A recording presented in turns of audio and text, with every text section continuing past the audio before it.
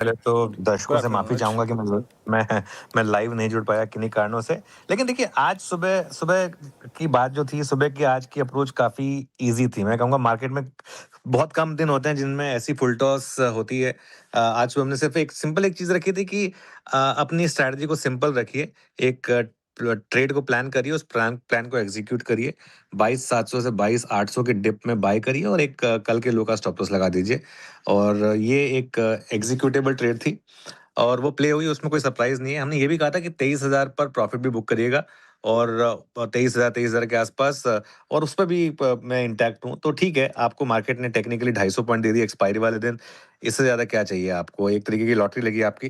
Bank Nifty में भी देखिए, बैंक निफ्टी में उतनी रिकवरी नहीं आई जितनी मैं उम्मीद कर रहा था, लेकिन फिर भी वहाँ पर भी अगर आप देखें तो वो जो अप्रोच थी कि 51,500 से 52,000 के ज़ोन में बाय करना है और एक स्टॉप लॉस लगाने का, 51,800 तक गए हम, वहाँ से रिकवरी आई।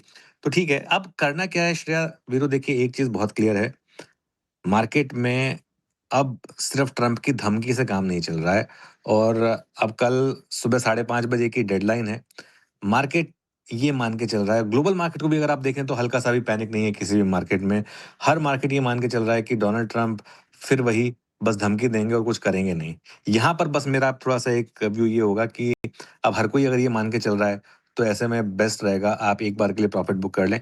भले ही कल सुबह कुछ ना हो, एक बार के लिए गैप अप हो जाए, उसमें आपको थोड़ा हायर लेना पड़े, उसमें कोई दिक्कत नहीं है। लेकिन अगर आज आपने मोटा पैसा बना लिया है, तो बुक करें क्योंकि ये और 3 दिन से मार्केट का टेक्सचर जो है वो बाय ऑन डिप्स का रहा है, ये हमने बात की है। लेकिन ध्यान रहे अभी भी इस मार्केट में ये एक रिस्क हमेशा रहेगा कि ओवरनाइट कुछ भी हो सकता है। तो एक मतलब अगर आप उनमें से जिनको लग रहा है कि नहीं बिल्कुल कोई दिक्कत नहीं है, मैं तो पहले से लॉन्ग पोज़ीशन कैरी कर रहा हूँ, तो भले ही अपने आप को हेज कर लें। लेकिन बेस्ट ये रहेगा कि अगर आपने वो सुबह की अप्रोच पे काम किया तो एक बार के लिए प्रॉफ़िट बुक करके साइडलाइन पर हों। एक और चीज़ जो अच्छी रही मार्केट के लिए वो है मार्केट ब्रेड्थ। मार्केट ब्रेड्थ अगर आप देखें स आज भी अच्छी है, कल भी अच्छी थी, पहले भी अच्छी थी और आज सुबह फिर मार्केट ब्रेड्थ खुली खराब, लेकिन एडवांसेस के फ़ेवर में आई। और ये चीज़ आपको एक और चीज़ बता रही है कि मार्केट में अब द ब बाइंग केस का सिलसिला शुरू हुआ है। एक और चीज़ मैं कहूँगा, आईटी में अब एक सेंस बन रही है कि शायद कुछ पैसा आईटी में अब आना शुरू हुआ है और अब ये जो रैली है, अब ये एक मात्र शॉर्ट कवरिंग रैली नहीं है, भले ही ये रैली फेल हो, लेकिन अब आईटी में एक थोड़ी-सी स्ट्रेंथ नज़र आ रही है। अगर आप देखें करीब 1 हफ्ते का मूव तो करीब-करीब 8% के करीब आईटी में भी मूव आया है। तो लेकिन ओवरऑल ओवरऑल अच्छा मूव था आज मार्केट का, लेकिन मैं कहूँगा कि आज उन दिनों में से था जो कॉल करना ईज़ी था। सुबह वीरू में बात भी कर रहे थे कि आज शायद मार्केट आपको इस तरीके का मौका देगा और आई एम हैप्पी कि वो प्ले आउट हुआ।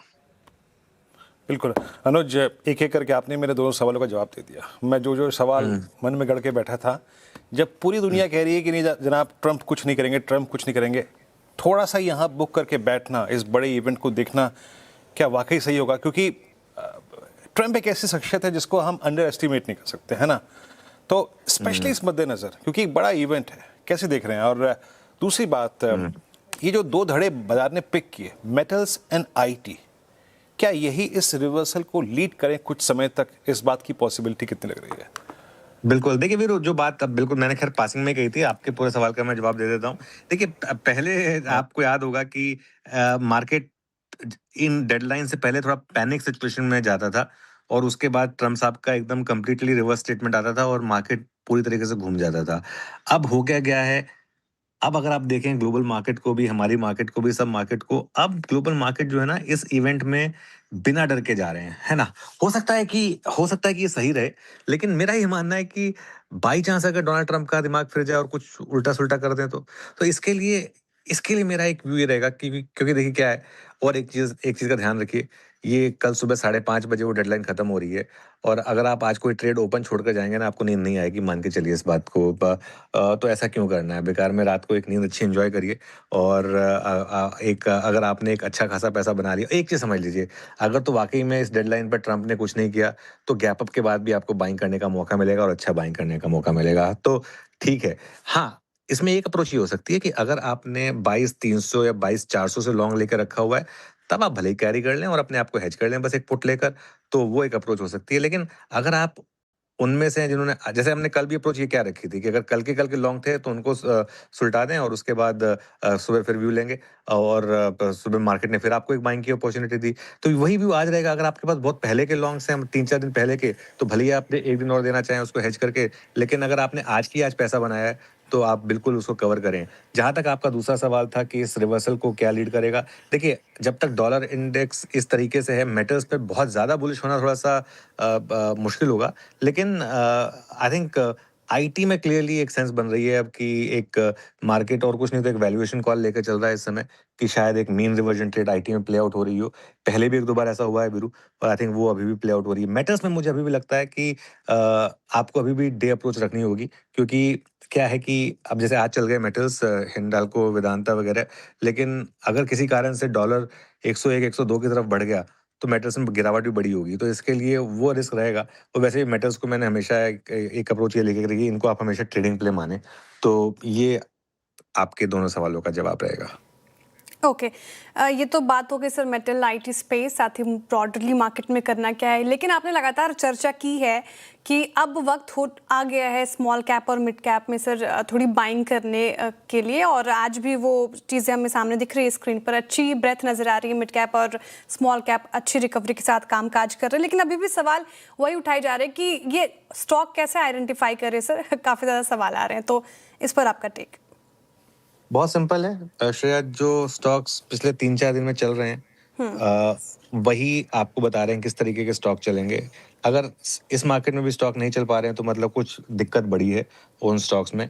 और मैंने आपको 3-4 दिन पहले, क्या 1-2 हफ्ते पहले भी एक बात कही थी कि एक लिस्ट बना के रखिए उन स्टॉक्स की जो सिर्फ इसलिए गिरे क्योंकि वॉर की वजह से लोगों ने पैनिक में अपने स्टॉक बेच दिए, लेकिन उनके फंडामेंटल्स में कोई दिक्कत नहीं थी।